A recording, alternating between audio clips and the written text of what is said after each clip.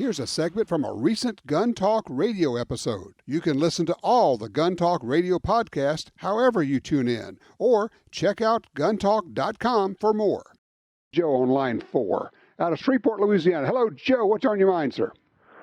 Tom, with these great ammo prices we've had the last couple of years, I'd really upped my shooting, but now we're trending back to where they're almost double of what they've been in recent past. So my shooting is getting ready to take a serious drop.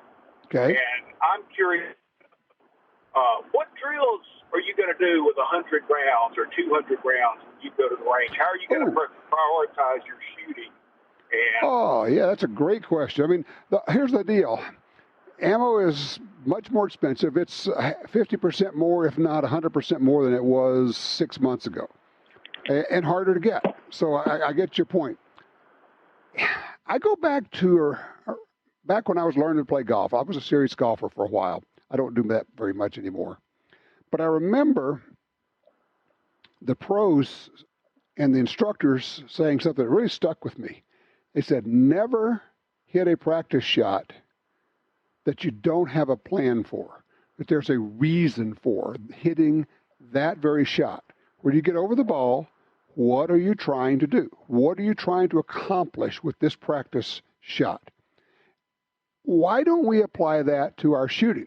And rather than going out there and going bang, bang, bang, bang, bang, bang, bang, bang, bang, bang, how about draw and shoot one shot?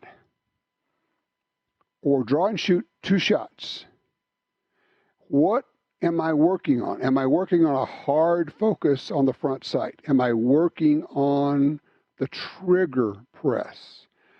Maybe swapping out, making sure you get a dozen dummy rounds and doing some ball and dummy drills where you're mixing the dummy rounds in with your loaded rounds. And that way, when it goes click, if that muzzle dips low and right or low and left when you're right-handed, then you know that you are flinching.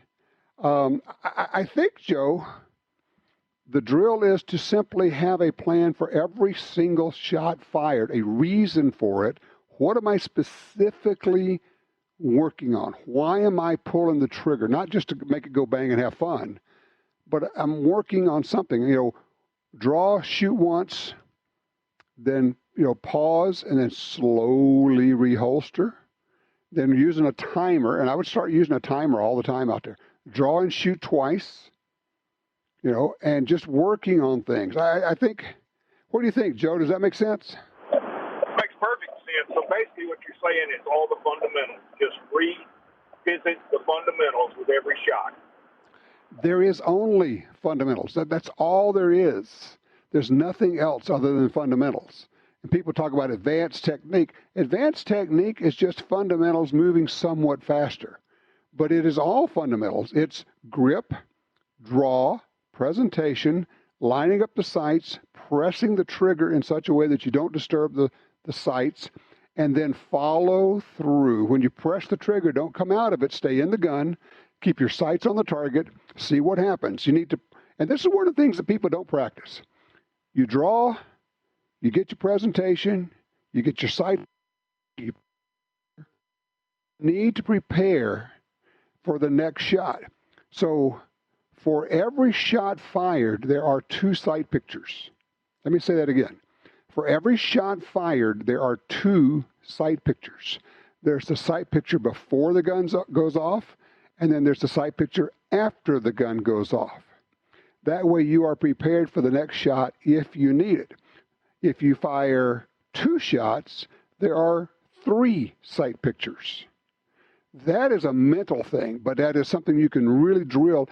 Draw, shoot, sight picture, fire the shot, stay on target, stay on target, stay on target, and now fingers straight, come back, reholster slowly. That's good stuff right there. And I think doing that, you can make a little ammo go a long way. With 100 or 200 rounds at the range, you can get some serious practice in, Joe.